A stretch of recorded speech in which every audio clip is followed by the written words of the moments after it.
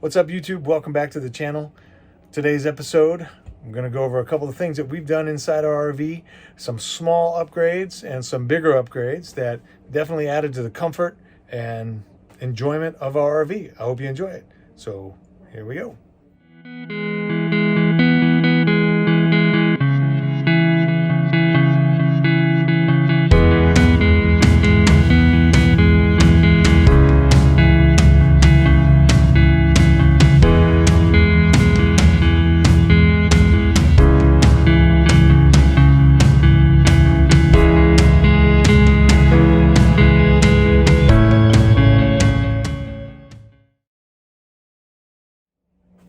So one change that we made that's been a big help is the addition of the Maxxfan right behind us. I'm looking at it in the...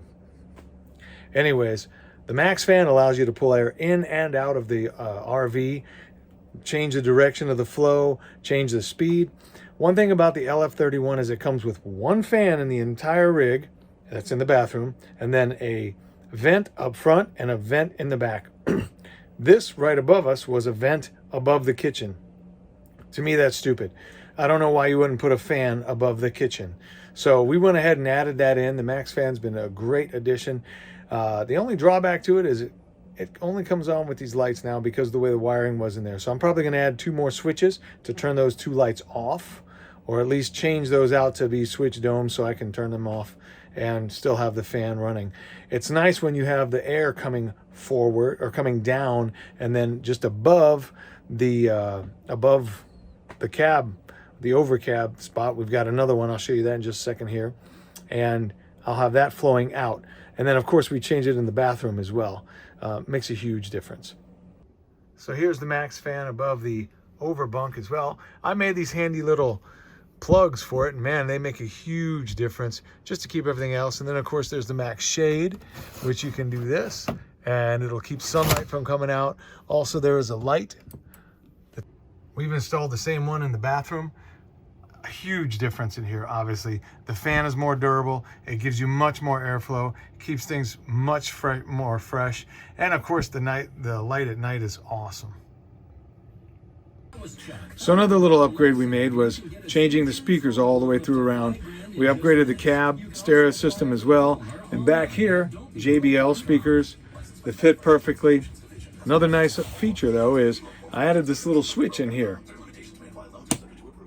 When you're riding down the road and you don't want to hear what the driver is cranking up, some old rock and roll or whatever, just turn the switch off, and when you want to hear it again, just turn the speaker right back on.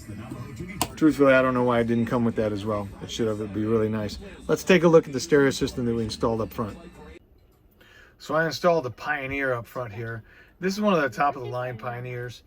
It does make a difference. I think if you're going to spend $800, you might as well spend $1,200 and have something that's going to last you a long time. It's adaptive screen. This one in particular has a SD card in it with 50 movies on it. Now I can play this up top as well. Above the cab, there's a TV that the kids can watch anytime while we're driving down the road. You can go right here, click on AV, go to the SD card, and you can pick the movie, stop and pause the movie. It's kind of nice. We got all, like I said, over 50 different movies in there. We also installed, see if you can see them over here, little 2-inch titanium tweeters, which make a huge difference in the sound. We've got those, and then we also have Infinity Kappa speakers in the doors. We also did Dynamat all the way around, so the entire cab is really quiet. Again, it makes a huge difference driving down the road, just a huge difference. Let's take a look at our solar system here. So this charge controller controls 600 watts of power that then go into our 400 amp hours of battery. Everything is independently circuit breakered here. We also have a 200 watt solar panel on the charge controller that came with the rig. It's a nice backup. It adds to it, helps charge those batteries all the way. If we ever had an issue with this one would still be online. It's just nice to know we have it. We might as well put it to use. The Xantrex inverter also came with a controller unit. We upgraded it to the Bluetooth version. It was like $60 more for the $60 for the Bluetooth version. Also, I moved these switches around a little bit because When we first got it, this switch, which is now the switch for the stairs, the lighting for the stairs, it was in the middle here of this switch. And this controls the awning lights, and then the lights to the stairs down outside. Why you would have one of these over here and then this switch that controls the inside steps in the middle of that didn't make any sense to me. It should all flow. So awning lights, stairs outside. So another thing we added was this, which is a reverse osmosis system for our RV.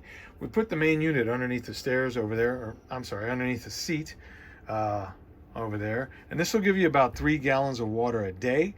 So it is really nice. It helps keep the water nice and fresh. If you're making coffee, you're not going to get all the nastiness in there. And it's just a really nice upgrade to have.